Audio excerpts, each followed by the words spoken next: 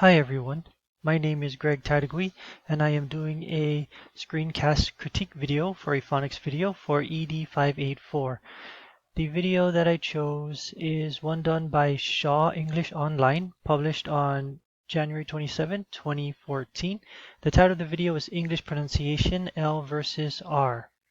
I think the audience for this video is for the Asian population, and I also think this because the author here, if you look in her about, um, is also living in Korea. So I think they also had the Asian population in mind too when they made this video. Now I'm going to play the video. It's going to be kind of difficult to jump back and forth, so I'll just try and speak about the video while it's playing in the background.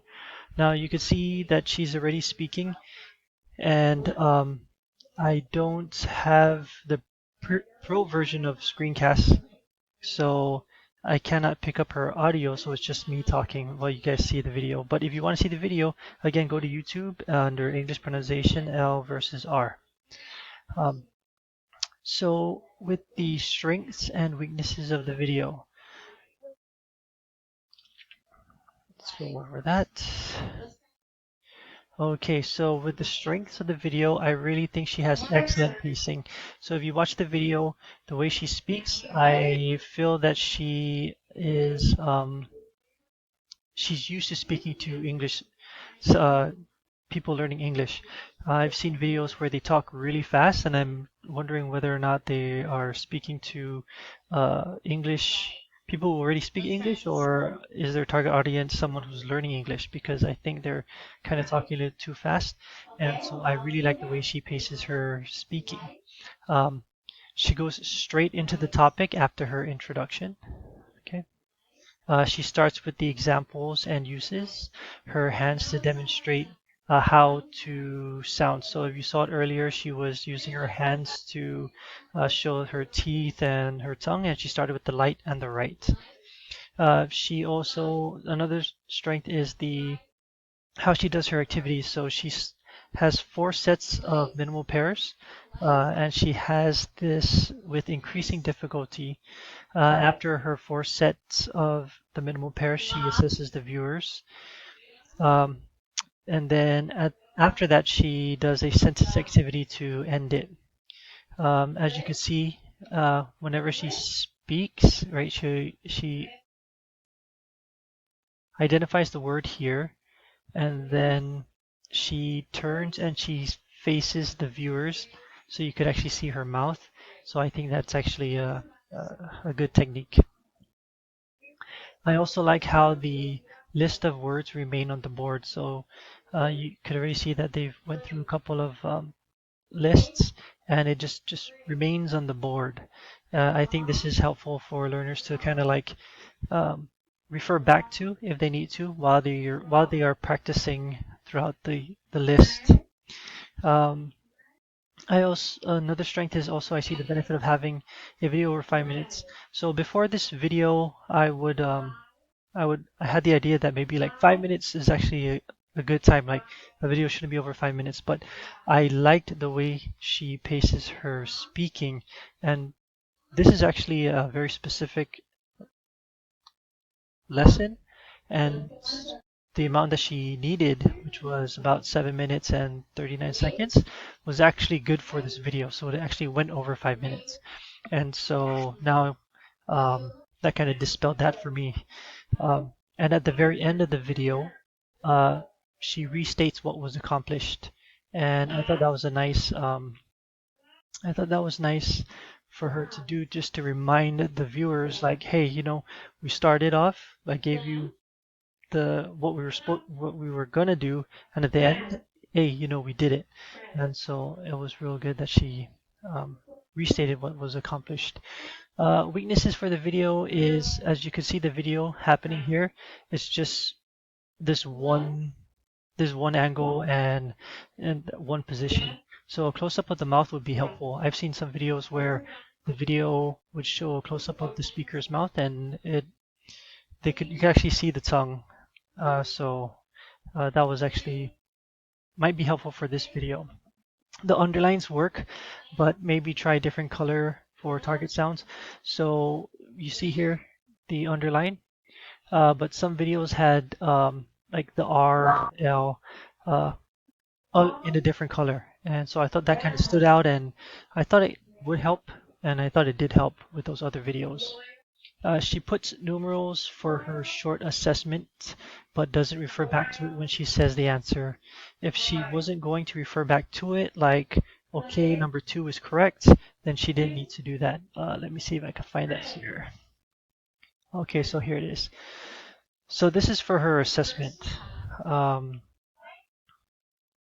See, she's saying first is light and the next one is right, but she doesn't go back to the actual number like 1 and 2. So she already established the behavior of, going from top to bottom and left and right uh, with her viewers, so that she actually doesn't need to kind of separate the with number 1 and number 2. And then again, she doesn't refer back to it. So I don't think she really needed that.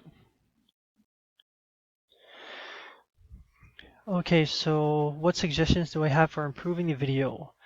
Okay, I would say that it would be helpful if she had a model of a teeth and a mouth, or actually have something physical other than her hands to use, or something visual. She could actually use her own mouth and tongue to show the sounds of L and R, but I think it was kind of harder to see when she was using her hands. Um, Rather than having one sentence for each sound to practice, I think 2 sentences would have been good for the listeners. And actually, this is here right now. So this is the activity after the assessment. So she has 1 for the L up here, and then 1 for the R down here. I thought this was actually cool and fun for her viewers, but I think because by this time if they feel that they've accomplished what they were supposed to by watching the video, then I would think they would want like more than just like those 2. So maybe like 2 more would be helpful.